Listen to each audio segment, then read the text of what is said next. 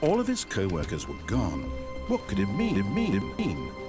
Stanley decided to go to the meeting. Perhaps he had simply missed a memo.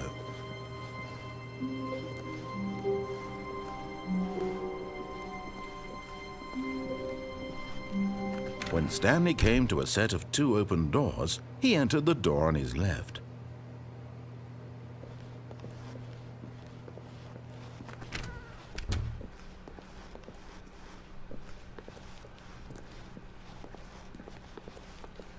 Yet there was not a single person here either. Feeling a wave of disbelief, Stanley decided to go up to his boss's office, hoping he might find an answer there.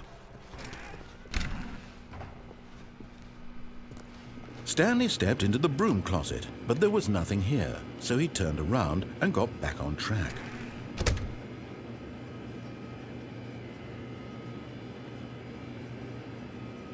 There was nothing here.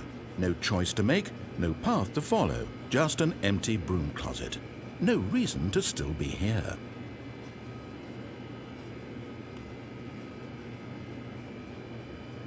It was baffling that Stanley was still just sitting in the broom closet. He wasn't even doing anything. At least if there was something to interact with, he'd be justified in some way. As it is, he's literally just standing there doing sweet FA.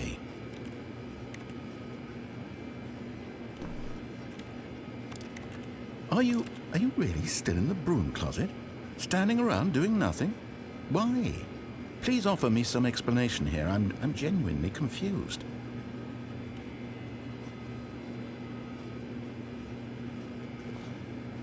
You do realize there's no choice or anything in here, right? If I'd said Stanley walked past the broom closet, at least you would have had a reason for exploring it to find out. But it didn't even occur to me because literally this closet is of absolutely no significance to the story whatsoever. I never would have thought to mention it.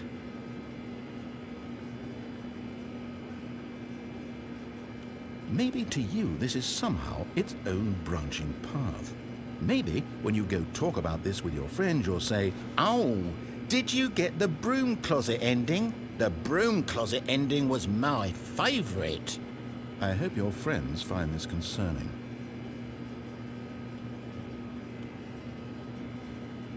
Stanley was fat and ugly and really stupid. He probably only got the job because of a family connection. That's how stupid he is. That or with drug money. Also, Stanley is addicted to drugs and hookers. Well, I've come to a very definite conclusion about what's going on right now. You're dead. You got to this broom closet, explored it a bit, and were just about to leave because there's nothing here, when a physical malady of some sort shut down your central nervous system and you collapsed on the keyboard. Well, in a situation like this, the responsible thing is to alert someone nearby so as to ensure that your body is taken care of before it begins to decompose. Hello? Anyone who happens to be nearby? The person at this computer is dead.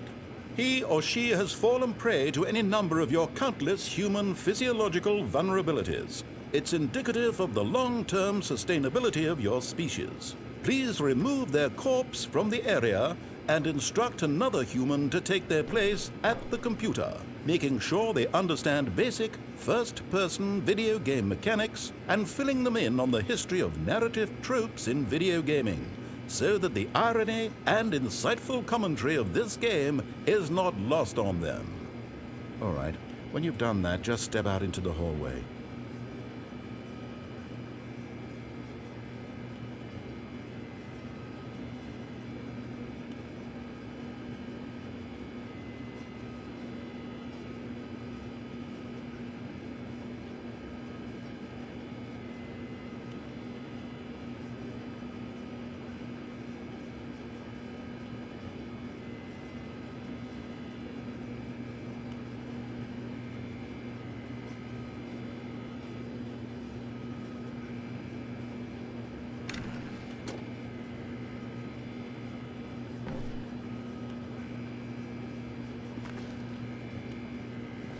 Ah, second player. It's good to have you on board. I guarantee you can't do any worse than the person who came before you.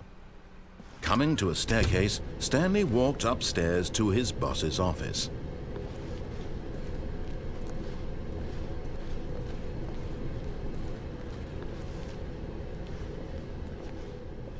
But Stanley just couldn't do it.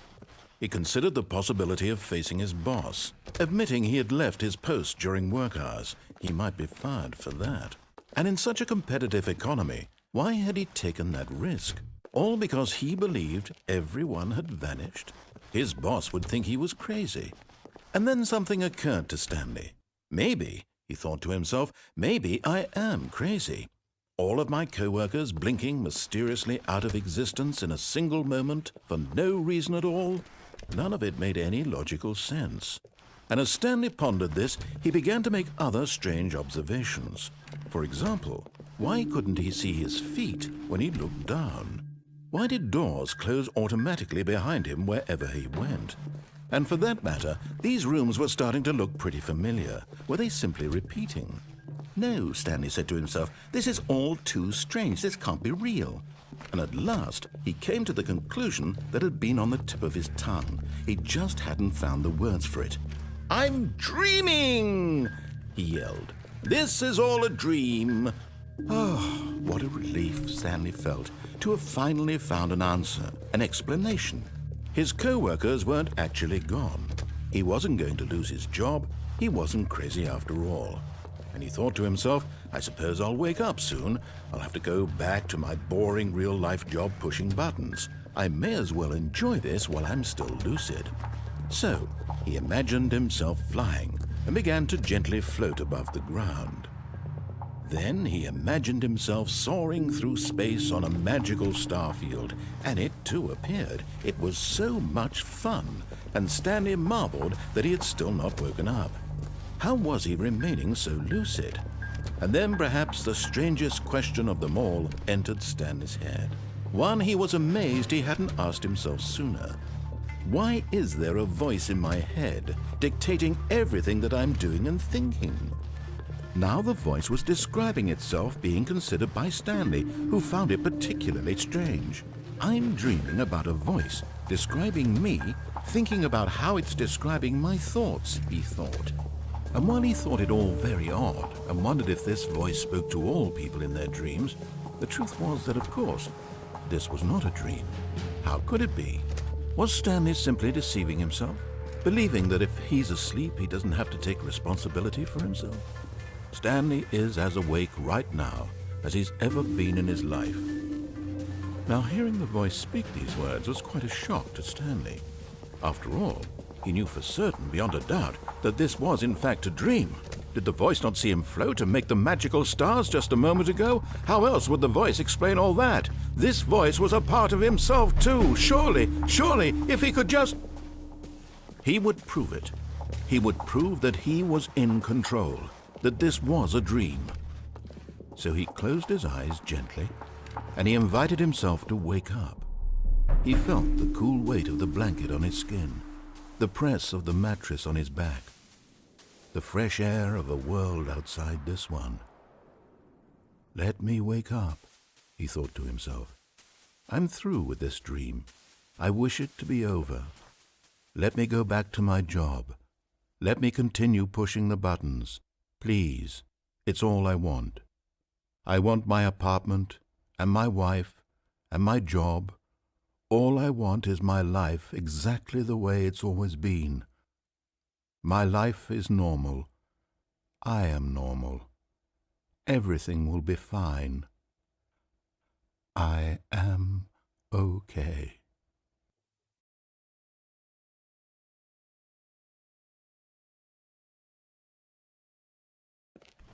Stanley began screaming.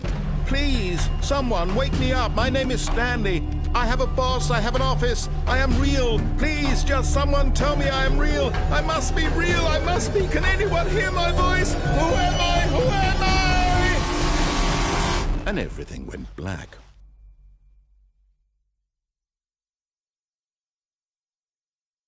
This is the story of a woman named Mariella. Mariella woke up on a day like any other. She arose, got dressed, gathered her belongings, and walked to her place of work. But on this particular day, her walk was interrupted by the body of a man who had stumbled through town talking and screaming to himself, and then collapsed dead on the sidewalk. And although she would soon turn to go call for an ambulance, for For just a few brief moments, she considered the strange man. He was obviously crazy. This much she knew. Everyone knows what crazy people look like. And in that moment, she thought to herself how lucky she was to be normal. I am sane. I am in control of my mind. I know what is real and what isn't. It was comforting to think this, and in a certain way, seeing this man made her feel better. But then she remembered the meeting she had scheduled for that day, the very important people whose impressions of her would affect her career, and by extension, the rest of her life. She had no time for this, so it was only a moment that she stood there, staring down at the body. And then she turned and ran.